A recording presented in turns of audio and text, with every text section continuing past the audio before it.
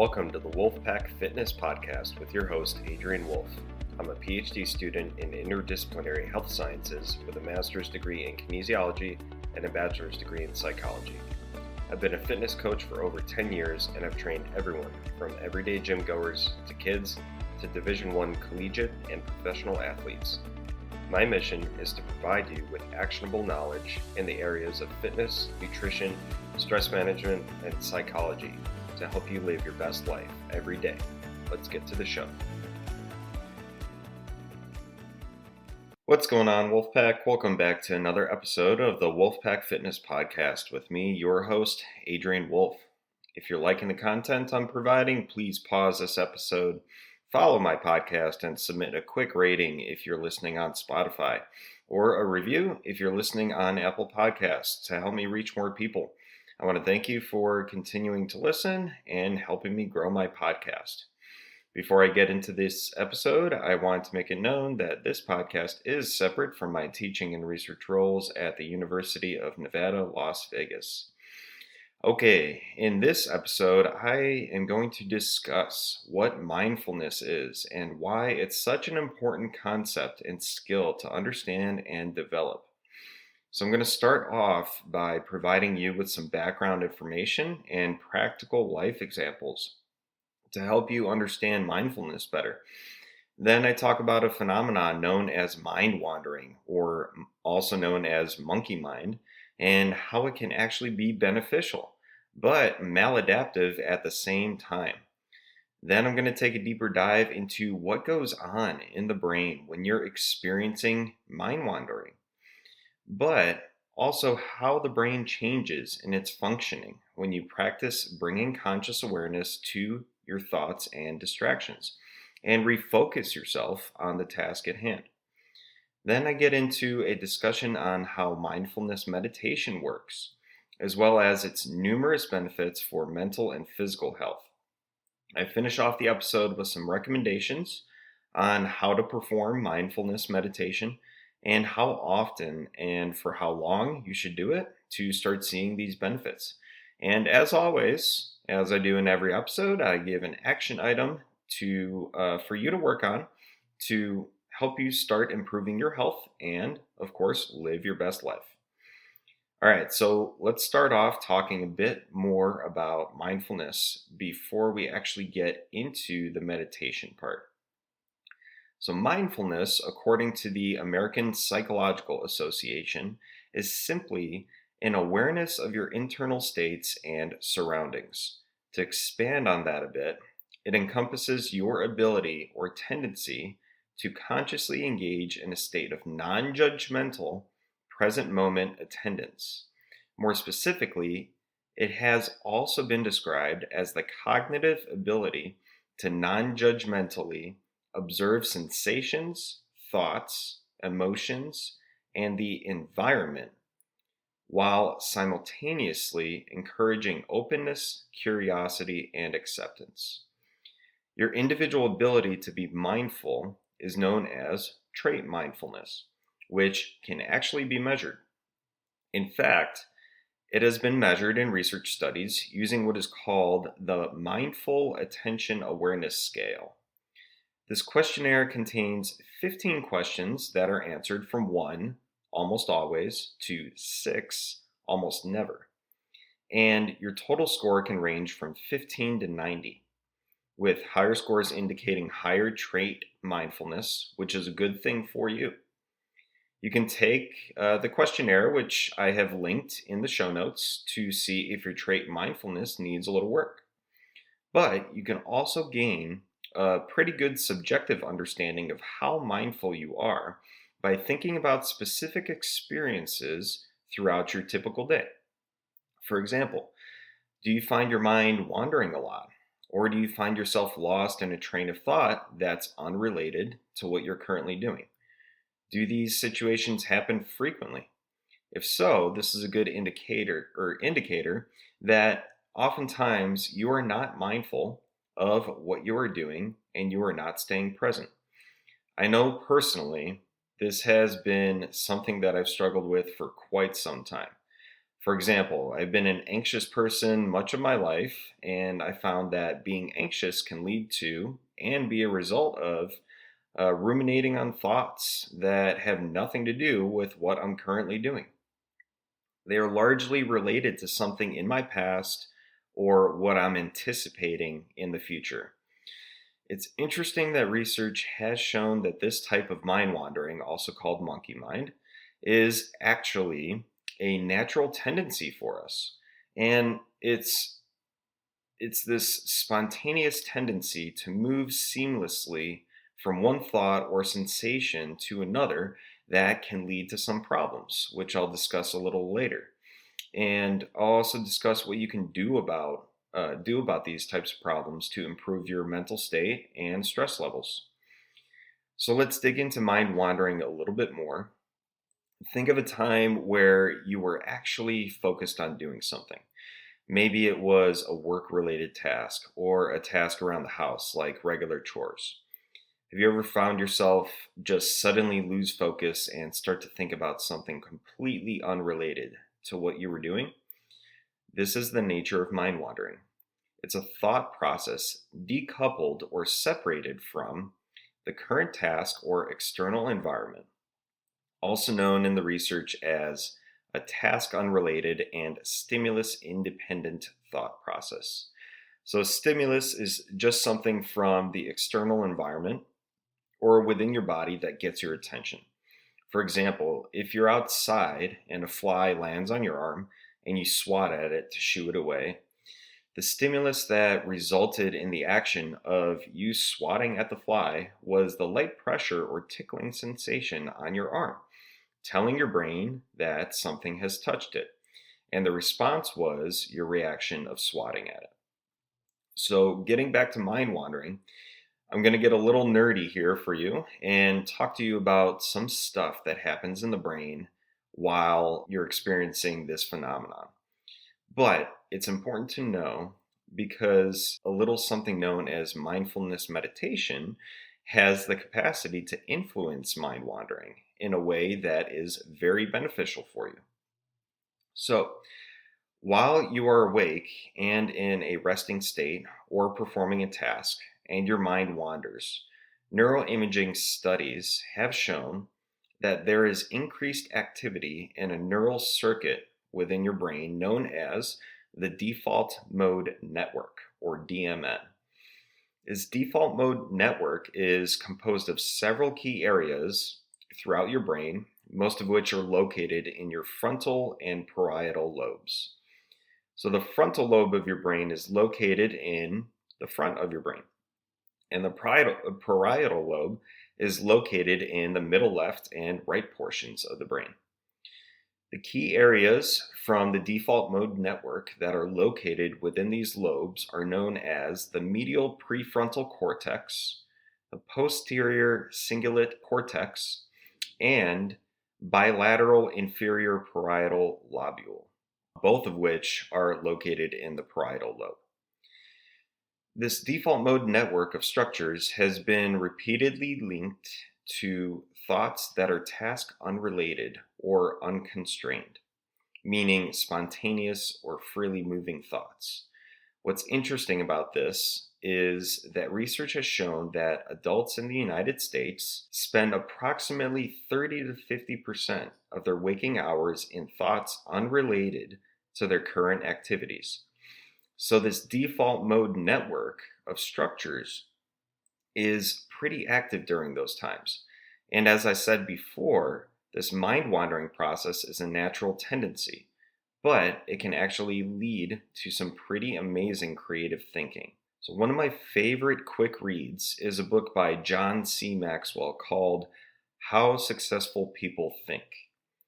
In the book, he discusses various ways of thinking, including big picture thinking, reflective thinking, and, of course, creative thinking. On creative thinking, he quotes a graphic designer named Tim Hansen, who says, "Creativity is especially expressed in the ability to make connections, to make associations, to turn things around and express them in a new way. Mind wandering and the default mode network are actually strongly related to creative thinking. And it's through creative thinking that our ideas can come to life and we can make significant breakthroughs, whether in our careers, relationships, or personal lives. But where problems can start to arise is when mind wandering and the default mode network are directed toward unproductive aspects of our lives, like focusing on people's flaws, how someone has wronged us, how much we dislike our jobs, or uncontrollable events like traffic, weather, or current events. When we lose focus and ruminate on trivial or uncontrollable aspects of life, or repeatedly think negatively about a problem we are having, we are setting ourselves up for an increased number of errors and other performance impairments in activities that are important and require focused attention. This can look like difficulties with schoolwork, reading comprehension and memory if you're a student, suboptimal performance in your sport if you're an athlete, or lack of productivity and high quality work at your job. When mind wandering becomes maladaptive, mental health issues can also start to become a concern. In fact, it was reported by the Substance Abuse and Mental Health Services Administration that in 2023, about 58.7 million adults, about 23% of the adult population in the United States, had a mental illness spanning a range of disorders from mild to severe that affected thinking, mood, or behavior. Anxiety and mood disorders, among others, are important issues that have roots in the tendency to experience repetitive, fixed types of spontaneous thoughts that are negative, past-oriented, and or future-oriented. For example, excessive worry is a hallmark of anxiety disorders and has been linked to a less resilient brain and ability to adapt to stress. If they're not managed, difficulties with mental health can also lead to other problems related to chronic stress, like poor sleep, weight gain, and chronic disease. But I don't want this episode to be all doom and gloom. There is some good news. Maladaptive mind wandering and stress levels can be improved using a technique called mindfulness meditation, which I'm going to get to now. To refresh, mindfulness is a state of present-centered awareness with an orientation toward one's experience, characterized by curiosity, openness, and equanimity. To simplify, it's a state where you are immersed into what you are doing in the present moment, and you have an aura of composure, calmness, and level-headedness about you. It doesn't necessarily mean that you don't have thoughts pop up on occasion. Remember, thoughts tend to surface naturally, but these thoughts tend to pop up less frequently. And when they do, you're able to bring yourself back to the present moment quickly and without judgment of these thoughts.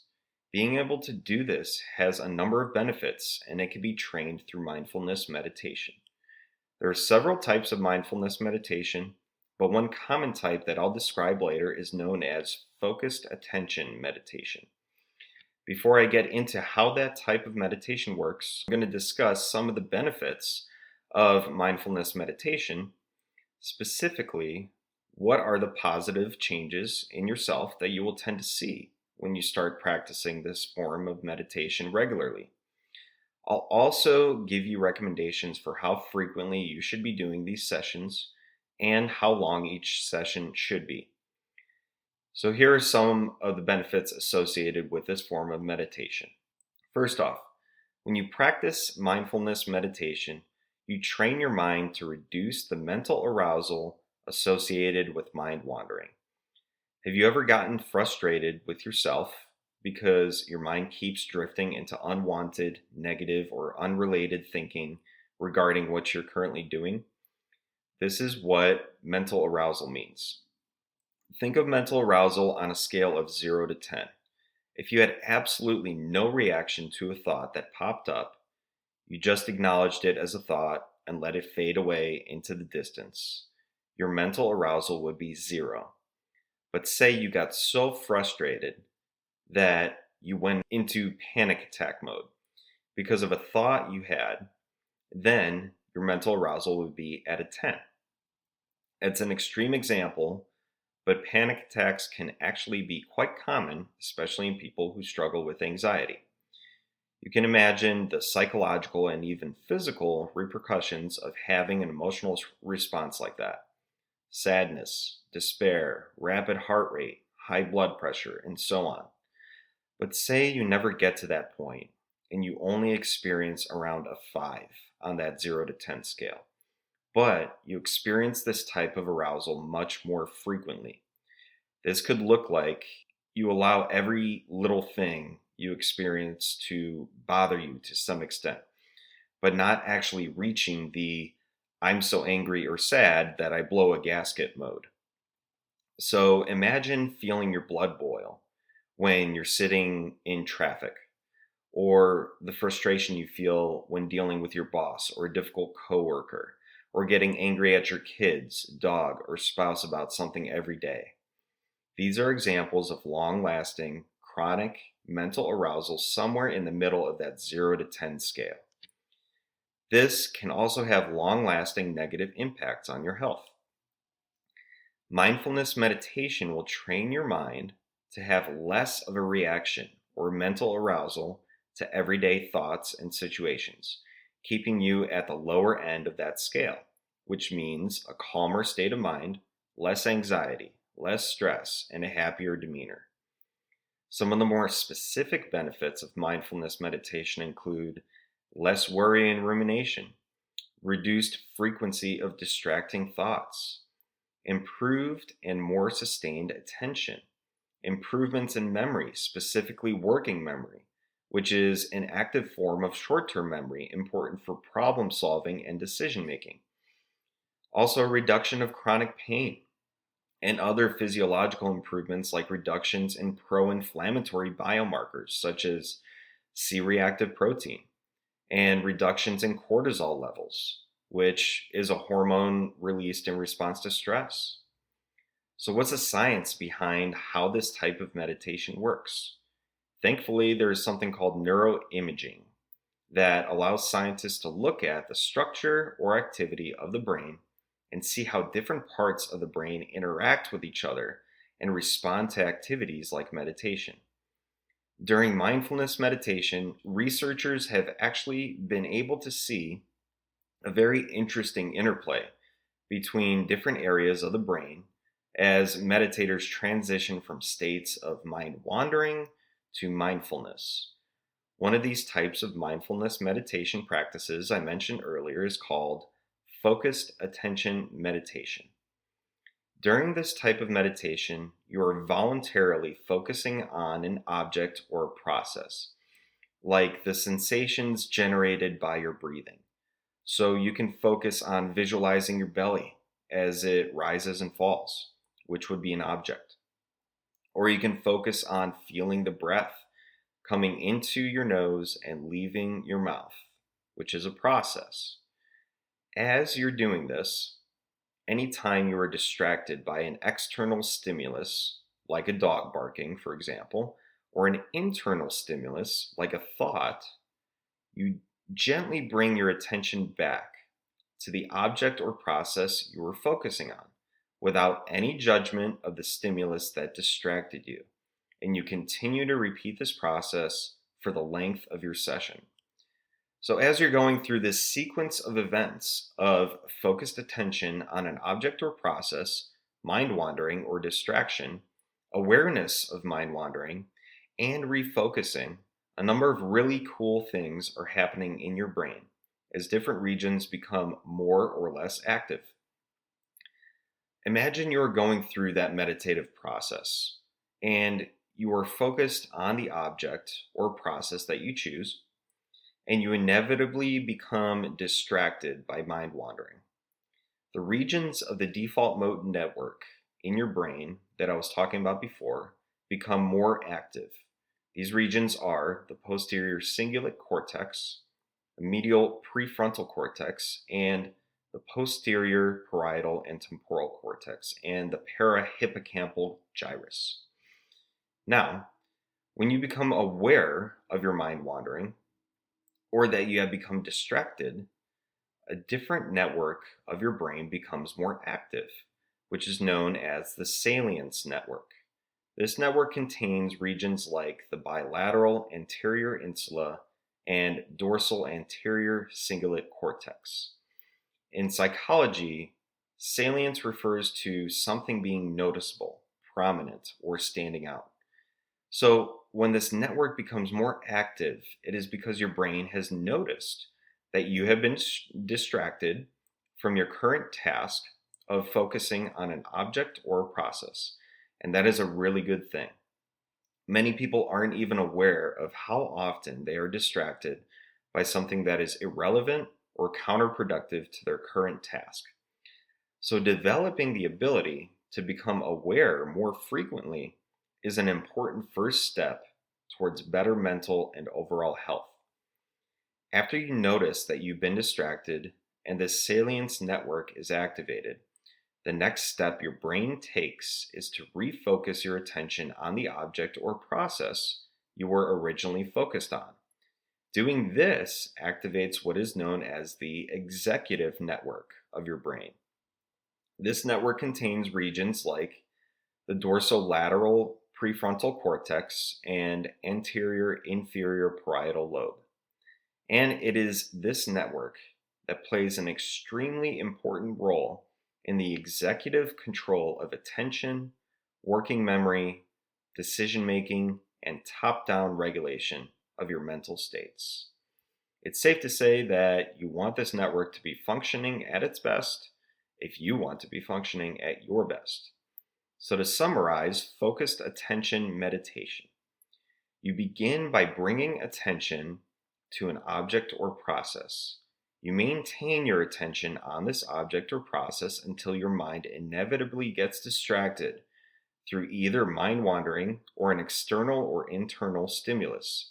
You notice the stimulus and distraction naturally in due time. Then, once you notice the stimulus or distraction, you consciously bring your attention back to the object or process you were initially focused on, and you repeat the process without judgment. So, how long do you have to practice mindfulness meditation to start seeing some results, and how long does each session need to be? Well, research has shown that a single 15-minute session of mindfulness meditation didn't reduce the total number of task-unrelated thoughts in the participants, meaning how often they got distracted with thoughts that weren't related to what they were doing. However, it did show improvements in attention and working memory tasks. So, even a single session of mindfulness meditation can help you stay more focused and be more productive when you go back to doing your task afterwards. Other research has also reported less worrying in as little as a week of practicing mindfulness meditation. In as little as 2 weeks, research has also shown significant reductions in task-unrelated thoughts, which means your instances of mind wandering can actually be reduced. And also significant improvements in working memory and reading comprehension were also found in that same study. Also, the improvements in markers of stress I mentioned earlier were from a study that conducted one 30-minute mindfulness meditation session per week for 5 weeks. So you can definitely do it less frequently and still get amazing results. But the duration of the single session will probably have to be a bit longer, around that 30-minute mark.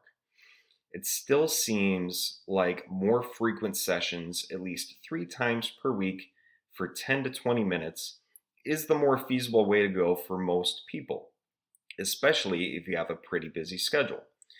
And as you continue being consistent with this practice for 2 months and beyond, you will find that the number and frequency of distracting thoughts start to become even more reduced, and your ability to refocus yourself faster and with less effort is even more improved. This will translate directly into everyday life where stressors and distractions are constantly around you. But you will have your newly developed skill of mindfulness on your side, allowing you to overcome this stress and thrive rather than just survive. All right, let's finish up with this week's action item. It is very, very easy to get started with mindfulness meditation, but although it's very easy to begin, it can be frustrating at first. And that's the whole point of it, to train your brain not to get frustrated and to not pass any judgment and not have an emotional response to your thoughts and distractions. Task unrelated thoughts will never fully go away. It's not the nature of how our brain works, but their frequency and your emotional response to them can be improved. So, you have a few different options for how you want to get started. First, you can use the instructions that I'm about to give you and do unguided mindfulness meditation. Or you can click the YouTube link in the show notes, which will direct you to a free guided mindfulness meditation practice with a therapist. Or you can also download an app like Headspace or Calm, both of which have great guided meditation options. And they're both linked in the show notes as well. I personally have used Headspace for years, and it's gotten me through some pretty tough times. So, here are your instructions if you want to do unguided mindfulness meditation. Go to a quiet place like your bedroom, living room, or out in nature. Sit upright in a comfortable position, either on the floor or in a chair, and quietly start to observe internal within your body and external outside your body stimuli, such as your breathing, thoughts, feelings, physical sensations, and sounds without any reactions, judgments, or evaluations. You're just noticing them. After a couple minutes of doing this, start to direct your focus more intently on your breath moving into your nose and out of your mouth, or your belly or chest, as you allow your breath to settle into its natural, calm rhythm. Continue to focus on one of these things, and every time you become distracted or your mind wanders, just gently notice whatever distracted you by acknowledging it as a thought or a feeling, meaning you internally say to yourself something like, okay, a thought, how interesting. Then let it fade away and bring your attention back to your breathing. Continue to do this for the duration of your practice. Do this at least 2 days for 10 to 20 minutes this week as a start. Then try to do it more frequently and maybe even up to 30 minutes with time and practice. You can even do it for 5 minutes in the middle of your day if you need a break from work or your life's stressors. All right. That's all for today, Wolfpack. I hope you enjoyed this one. If you're liking the content, please follow and rate the show on Spotify or leave me a review if you're listening on Apple Podcasts. I would also love for you to leave me a comment about any additional topics you would like to learn about in the areas of fitness, nutrition, stress management, or psychology. You can also find me on social media on Instagram at coach_A_wolf and YouTube at Wolfpack Fitness. Thanks for listening. Go get your action item done and tune in for the next episode. Take care.